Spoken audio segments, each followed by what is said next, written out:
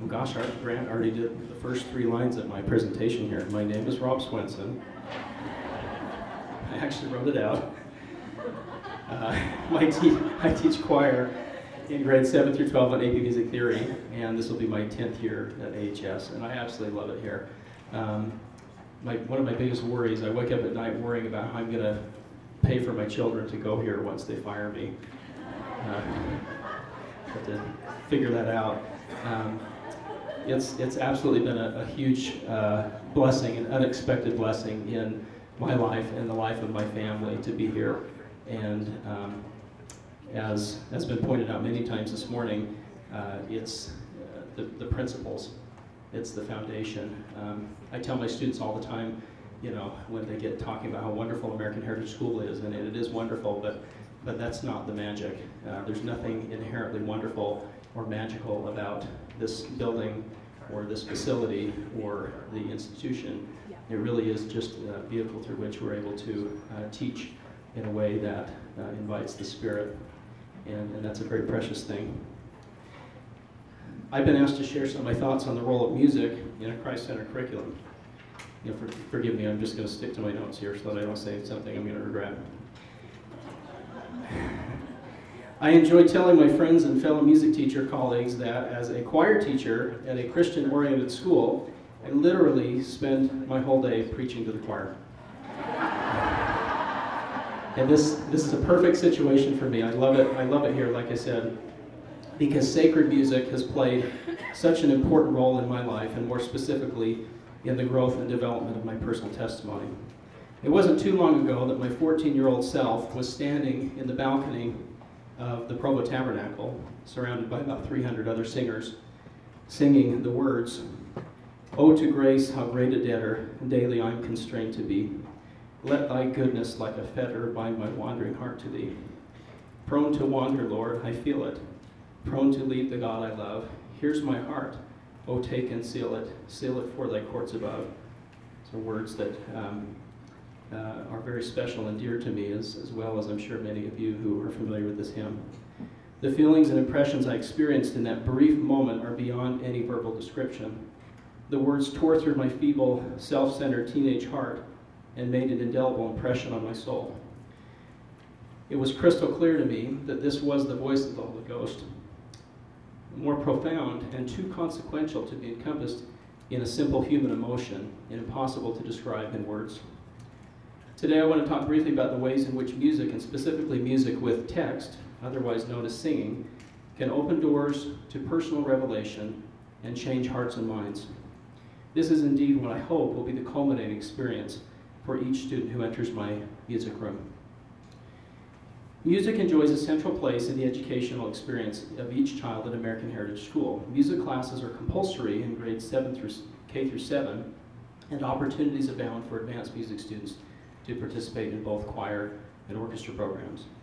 Unfortunately, music teachers and arts administrators in other schools and districts are constantly fighting the battle of proving their relevance in a sea of competing demands for time and resources. I know this because most of the professional conferences I go to, half of the intersessions nowadays have to do with, you know, how to work with districts and how to maintain a program because it's disappearing in many schools. A growing body of research supports the notion that music stimulates cognitive activity and helps students perform better in other subjects like math. It has also been noted that music ensembles are a wonderful medium for promoting teamwork and unity. While these are both worthy side effects that come about through music-making experiences, surely music must have a more essential purpose. My graduate advisor at BYU used to say, be careful how you frame your argument, because you know what helps students do better at math? More math. And you know what is more effective at teaching teamwork and unity than music? Football. Be very careful how you speak to your administrators. Perhaps justifying music education in a secular educational environment is more difficult because what music does best has so much more to do with the spiritual than it does with the cognitive. I submit that excellent art is a reflection of our divine potential. It is a means of helping us understand our true selves, and in turn, the true nature of our Father in heaven. In my humble and completely unbiased opinion, Of all the various fine arts disciplines, music has unique properties that make it an exceptionally potent teacher. The limitless palette of pitch, frequency, rhythm, tempo, and dynamics, paired with the transient nature of sound, give it the unique ability to capture and mirror real life inward felt experiences and emotions. Put simply, music is what feelings sound like. You've heard that before. Sometimes the feelings portrayed in a piece of music are those of our own, but more often they are from someone else's lived experience. When we perform this kind of music in a dedicated and authentic manner, magic happens. The feelings and ideas packaged by the composer and lyricist in the music are infused with our own and resonate with our spirits and are given new life. We are able to feel and experience something new and special. We develop a kind of empathy, love, and understanding in a way that cannot be obtained through any other medium. A couple of years ago, my high school a cappella choir performed a piece, and I think if you were to ask them, those that participated in this, what was the most impactful piece that we did that year, they would all say that it was this. This is a piece, a setting by Morton Lawrenson, who's a world-renowned choral composer, set to a text by Dana Gioia.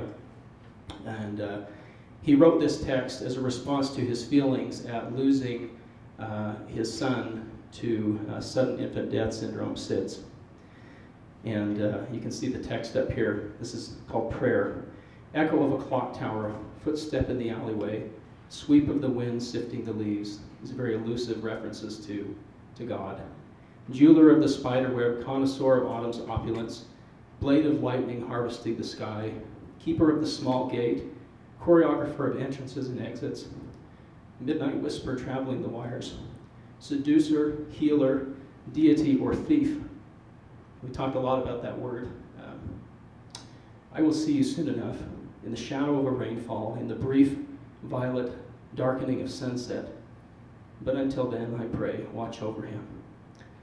As a mountain guards its covert oar, and the harsh falcon its flightless young.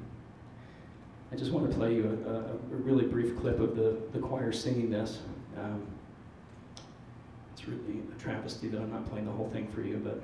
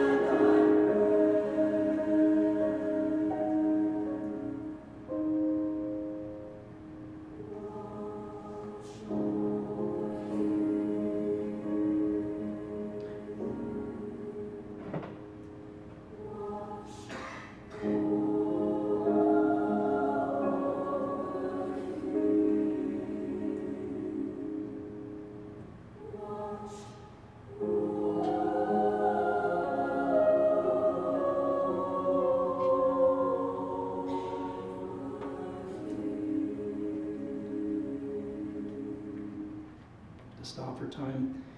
But the experience of digging into that piece with my students and talking about the angst that the composer brought to that was a really sacred experience. And I know that everyone in my class is not going to experience a baby losing a child to SIDS. But I'm fairly certain they will all have experiences to some degree with hardship, disappointment, doubt, or difficulty in their lives. I'd like to believe that the experience they had with that piece changed them in a way that will help them get through the impending trials with grace and courage. And this is what we try to do. One of the greatest challenges that I see ahead for each of our children and youth has to do with establishing and maintaining correct perspective in the world that we live in. Secular academia teaches us that we should examine everything, science, politics, social issues, and even religion, through the lens of the world.